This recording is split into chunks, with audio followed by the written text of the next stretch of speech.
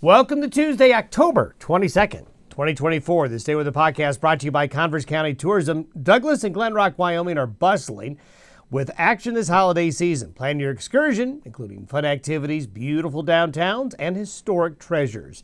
Learn more at conversecountytourism.com.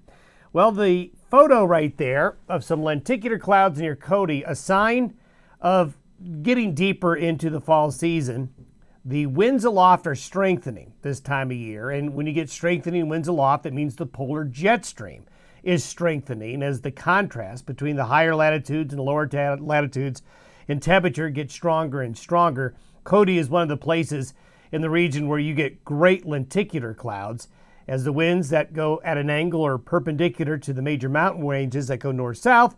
You get a wave feature, and that wave helps build these lenticular clouds, and great shots there. And we're now entering the lenticular season, which also means we're entering more of the windy season, and some of you are experiencing that right now. And we've got a couple of episodes of wind. Today is going to be pretty windy in spots.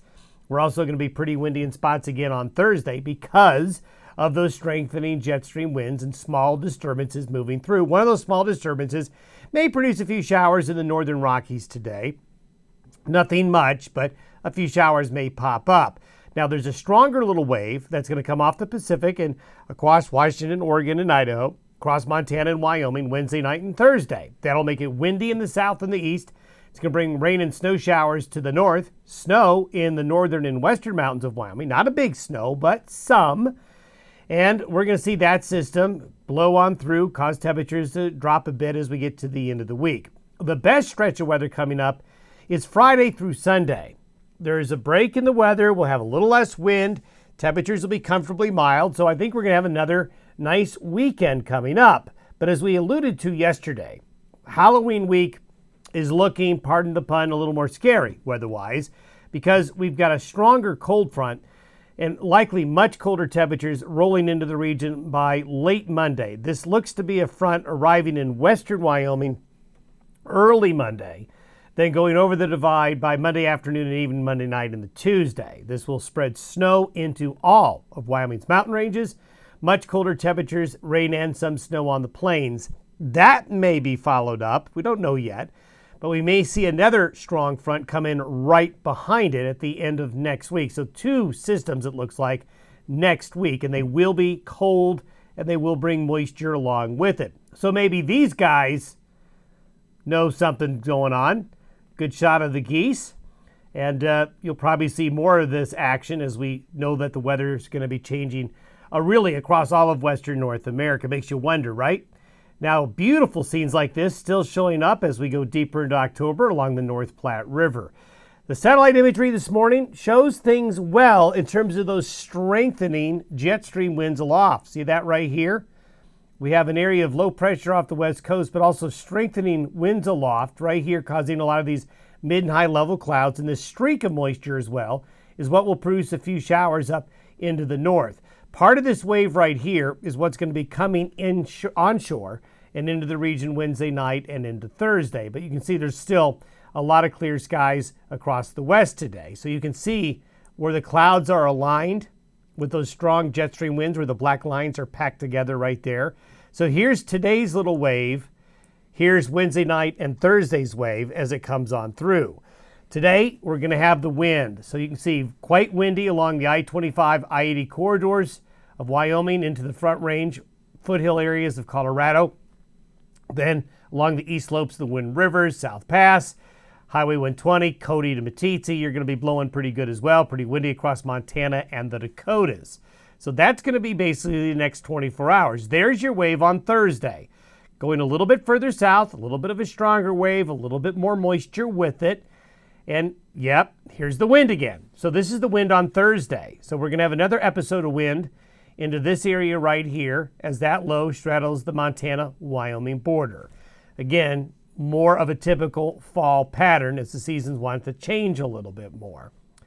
That will be followed up, the wind, out on the plains with this streak of moisture coming on through. So again, this isn't a lot, but there's going to be a little bit of snow in Wyoming's western mountains. The bighorns will get a light coating of snow as that system goes through. A bit more up along and near the Montana-Wyoming border.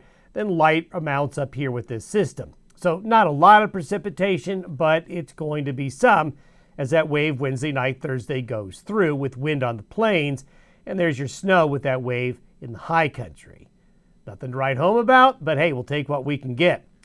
By the weekend, this is by Sunday, so we go into what we call a zonal flow. Basically, the winds aloft are going west to east.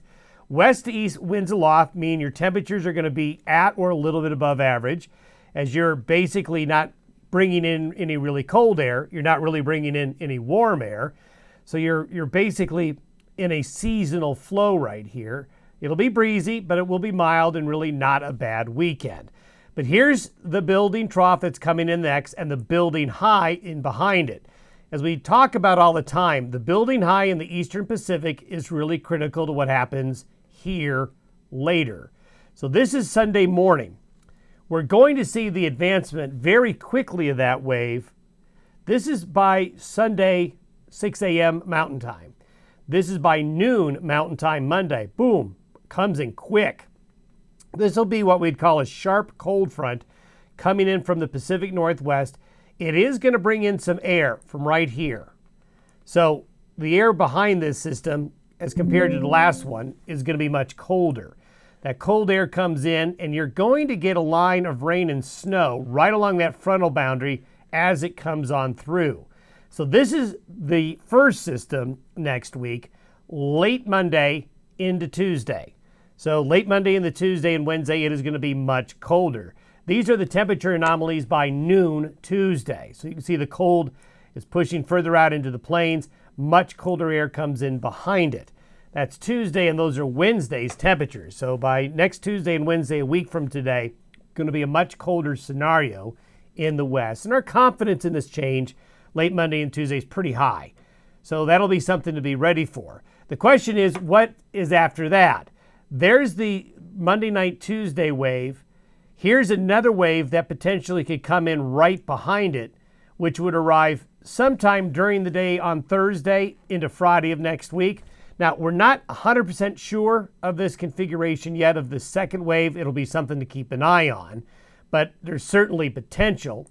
I've seen this pattern before where you'll get these sliders, I call them a slider, come right off the British Columbia coast and carve a trough right into the Great Basin again as this high pressure ridge builds. So, some weather next week for sure, a little bit of weather this week. Have yourself a good Tuesday. We'll see you tomorrow.